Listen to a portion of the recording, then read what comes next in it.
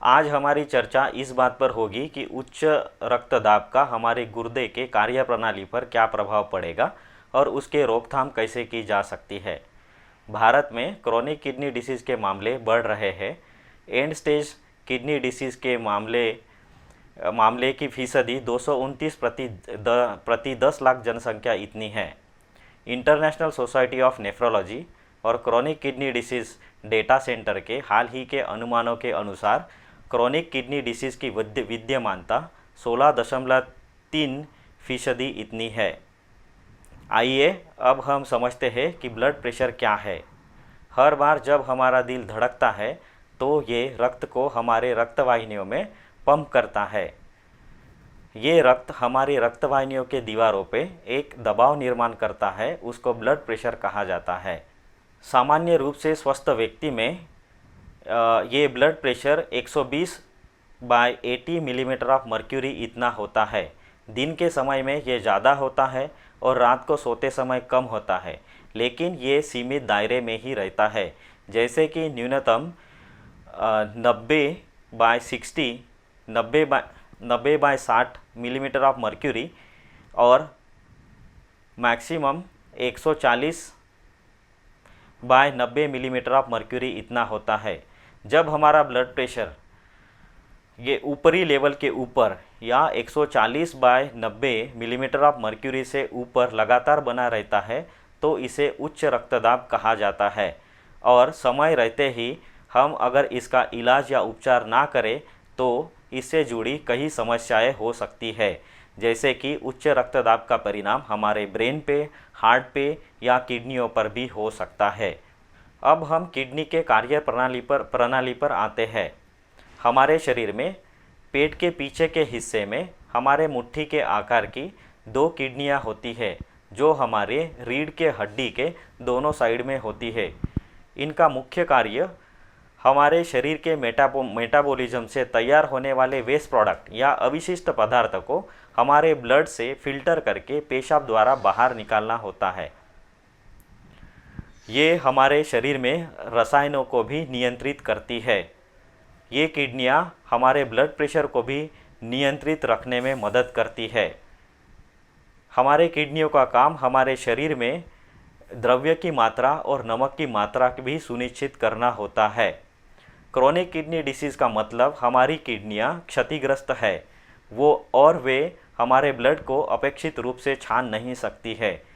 इसके कारण हमारे शरीर में मेटाबॉलिक वेस्ट प्रोडक्ट या अविशिष्ट पदार्थ की मात्रा बढ़ जाती है, जिसके कारण कई समस्या हो सकती है। हाई ब्लड प्रेशर या उच्च रक्तदाब हमारी किडनियों को कैसे प्रभावित करता है। हाई ब्लड प्रेशर हमारे रक्तवाहिनियों को शर्करा यानी नैरो बना देता है, जिसके कारण रक्त का प्रवाह ये रक्तवाहिनियों में घट जाता है और इसी से हमारे किडनियों को नुकसान पहुंचता है, जिसके कारण हमारी किडनी अपेक्षित रूप से काम नहीं कर सकती है। इसी के परिणाम स्वरूप हमारे बॉडी में मेटाबॉलिक वेस्ट प्रोडक्ट या अविशिष्ट पदार्थ, अतिरिक्त द्रव्य और नमक की मात्रा भी बढ़ जाती है, जिसके कारण हमारा ब्लड प्रेशर और भी बढ़ जाता है और एक दुष्चक्र चल पड़ता है, जैसे कि उच्च रक्तदाब से हमारी किडनियों को नुकसान पहुंचता है।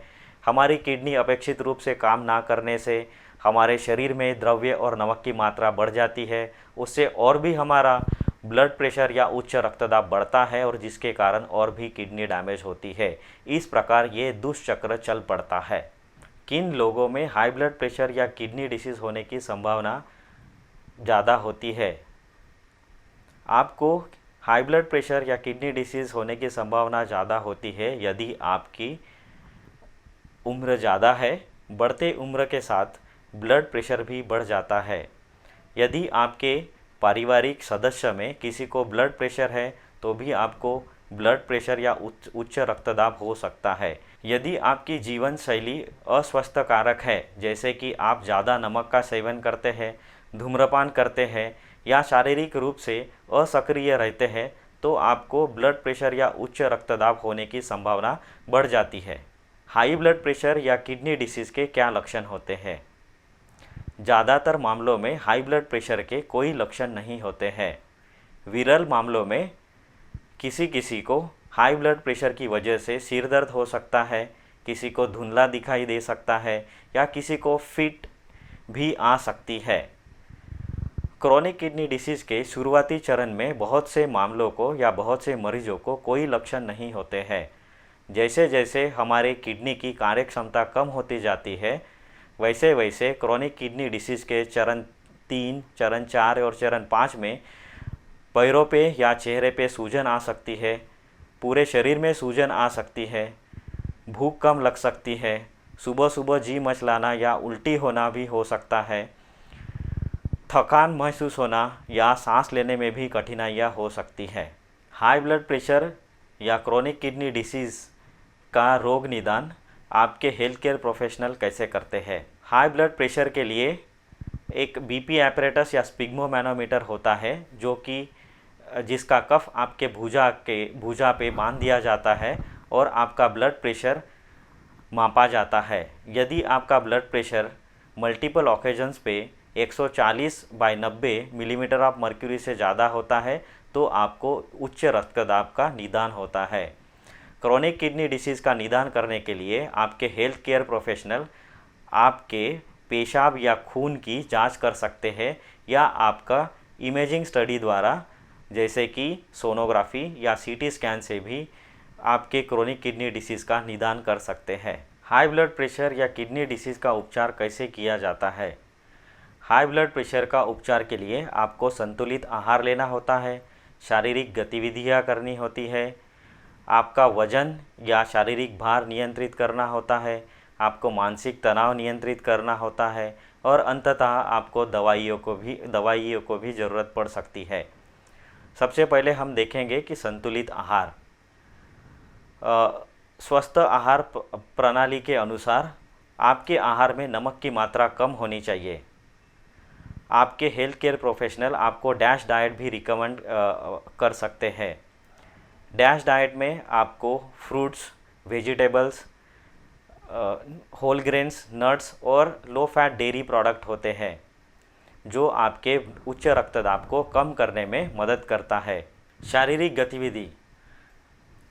हर सप्ताह में मध्यम तीव्रता वाली एरोबिक गतिविधि कम से कम 30 मिनट प्रतिदिन, ऐसे सप्ताह में कम से कम 5 दिन करनी होती है, या टोटल कुल मिलाकर सप्ताह में 150 मिनट तक के शारीरिक गतिविधियां करनी चाहिए।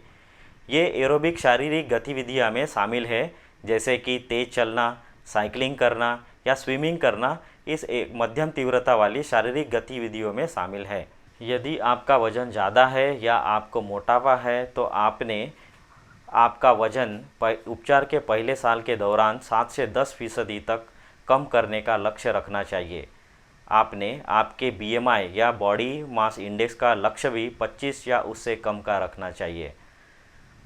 यदि आप मानसिक तनाव से ग्रस्त है तो आपने कुछ गतिविधियां जो आपका मानसिक तनाव कम करने में उपयुक्त हो ऐसी गतिविधियां करनी चाहिए, जैसे कि शारीरिक रूप से सक्रिय रहना, संगीत सुनना, योगाभ्यास करना, किसी शांत या सुख भरी बात पर ध्यान केंद्रित करना, ध्यान या मेडिटेशन करना इत्यादि हो सकती है।